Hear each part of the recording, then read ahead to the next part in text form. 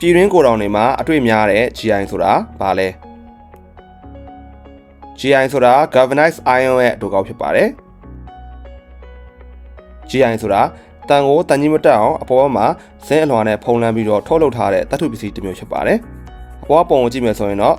တန်ကိုဇင်းရည်စိမ်ပြီးသွားတဲ့အခါမှာတော့ရိုးရိုးတန်မဟုတ်တော့ဘူး galvanized iron ဆိုတဲ့တန်ဖြစ်သွားပါပြီအခုလိုမျိုးတန်နေတန်မဏိတွေပေါ်မှာဇင်းအလွှာကာထားခြင်းကြောင့်သူကတန်ကြီးတက်ခြင်းနဲ့ရာသီဥတုတန်တွေကိုပုံမခံနိုင်ရရှိသွားစေပါတယ်ရိုးရိုးတန်များကို GI ဖြစ်အောင်ဖန်တီးဖို့ရမှာနည်းလမ်းတစ်ခုရှိပါတယ်အဲ့ဒါတွေကတော့ hot dip galvanized iron လို့ခေါ်တဲ့အလွယ်ပြောမယ်ဆိုရင်အပူပေးခြင်းနည်းလမ်းနဲ့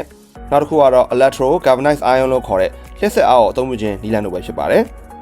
ဒါတွေကိုမှတစ်ခုချင်းသိရှင်းပြရမယ်ဆိုရင်တော့ hot dip galvanized iron အတူကောက် HDGI လို့လည်းခေါ်တယ်သူကအပူချိန်ပြင်းပြင်းပေးထားပြီးတော့ဖြော်ထားတဲ့ဒီဇင်းအရည်တွေကို GI လုပ်ချင်တဲ့တန်သုံးဖို့တန်မဏိကို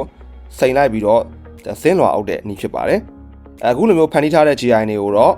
သွပ်ပြားတွေဟော်လိုတန်ချောင်းတွေအစရှိတဲ့အကျန်းသုံးပစ္စည်းတွေဖန်တီးတဲ့အခါမှာအသုံးပြုပါတယ်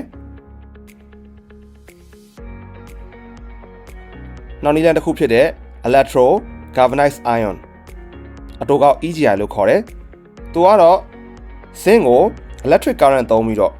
နော်ကို GI လုပ်ချင်တဲ့တန်သုံးဖို့တန်မဏိပုံမှာဇင်းလွှာလာအုပ်တဲ့နည်းလမ်းတစ်ခုဖြစ်တယ်မိတ်ဆွေတို့ဒါကိုမြင်သာဆုံးပြောရမယ်ဆိုတော့ကျွန်တော်တို့ရွှေစိမ်ပစ္စည်းတွေနော်သူတို့ကိုဖြစ်အောင်လျှက်စစ်သုံးပြီးလုပ်တဲ့နည်းလမ်းနဲ့တော်တော်လေးကိုသဘောတရားဆင်တူတယ်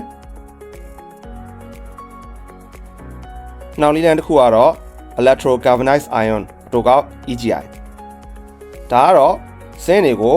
လျှက်စစ်သုံးပြုပြီးတော့ electric current ကိုသုံးပြီးတော့ကို GI လုပ်ချင်တဲ့တန်သုံးဖို့တန်မဏိပုံမှာဇင်းလွှာလာအုပ်တဲ့နည်းလမ်းဖြစ်ပါတယ်ဒါကိုမိတ်ဆွေကိုမြင်သာအောင်ရှင်းပြရမယ်ဆိုရင်တော့ကျွန်တော်တို့ရက်ကွက်ထဲမှာရှိတဲ့ဒီရွှေစိမ်ငွေစိမ်ပစ္စည်းတွေဖက်လုပ်တဲ့သဘောတရားနဲ့တော်တော်လေးဆင်တူပါတယ်ဒီလို GI မျိုးတွေကိုတော့အိမ်သုံးလျှက်စစ်ပစ္စည်းနဲ့ကားစိတ်ပိုင်းတွေဖန်တီးတဲ့အခါမှာအကုန်ချမ်းအနေနဲ့အသုံးပြုပါတယ်ဇင်းကိုကုတ်တင်လုပ်တဲ့အခါမှာအသုံးပြုတဲ့ကုတ်တင်အထူသူ့ရဲ့ thickness ပေါ်မူတည်ပြီးတော့ခဏအားကမတူကြပါဘူး GI ရဲ့ thickness ကိုခွဲဖို့ရမှာ Z100 Z200 Z275 အစရှိတဲ့နံပါတ်တွေကိုအသုံးပြုပါတယ်အဲဒီနံပါတ်တွေကနံပါတ်မြင့်လေဇင်းအလွှာပိုထူလေဖြစ်တာကြောင့်တန်ကြီးတက်မှုနဲ့ရာသီဥတုတိုက်စားရတဲ့တန်ကိုပုံမခံနိုင်လေပဲဖြစ်ပါတယ်ဒီနေ့ခေတ် market ထဲမှာတော့အခု GI တန်များတွေကိုအသုံးပြုပြီးတော့ဖန်တီးထားတဲ့ပစ္စည်းအမျိုးမျိုးကိုကျွန်တော်တို့ပေါင်းဝန်းကျင်မှာပုံစံမျိုးမျိုးနဲ့တွေ့နေမှာဖြစ်ပါတယ်